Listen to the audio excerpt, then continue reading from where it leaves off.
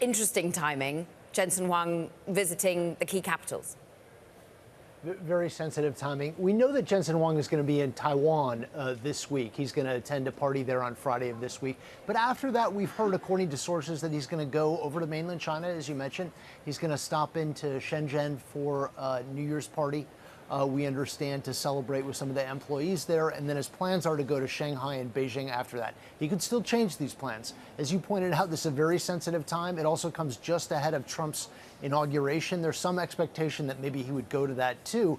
But he is building a more substantial business within China at this point. They've been adding employees there, especially around autonomous vehicles. So the company had a bit of a setback, as Mackenzie was laying out earlier, with these new regulations around AI exports that affects Nvidia very, very directly. They've been outspoken about wanting to oppose those curbs. But Jensen Huang is still trying to build a bridge between some of these different markets that are so important for his company.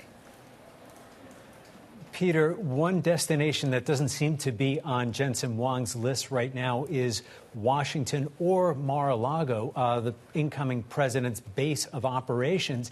Do we expect him to actually pay a call to Donald Trump? So many other big tech CEOs have done so already. Yeah, so far, I would say, so far we don't know anything about his plans to attend either Mar-a-Lago or the inauguration, as you mentioned. I would stick a pin in that and see exactly what happens at this point. It'd be very surprising if he does not try to build that bridge to the Trump administration.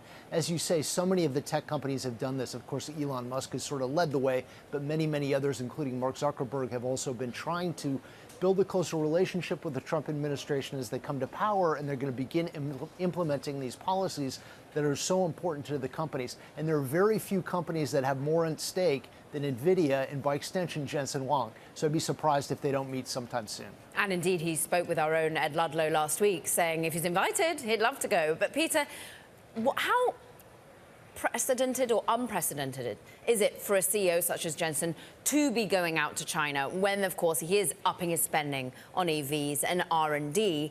Do lots of other companies, when facing this sort of antitrust issue and indeed political overhang, tend to make visits?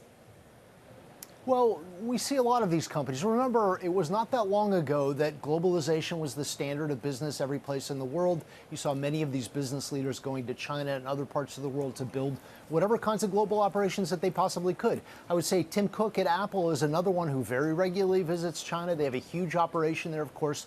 Their partner Foxconn builds most of the iPhones that we use around the world in China right now. They're trying to do more of them in India too. But you see Tim Cook, Jensen Huang, many other business leaders are going to China because it's important either for their manufacturing operations, their research and development, or in some cases the marketing of their businesses.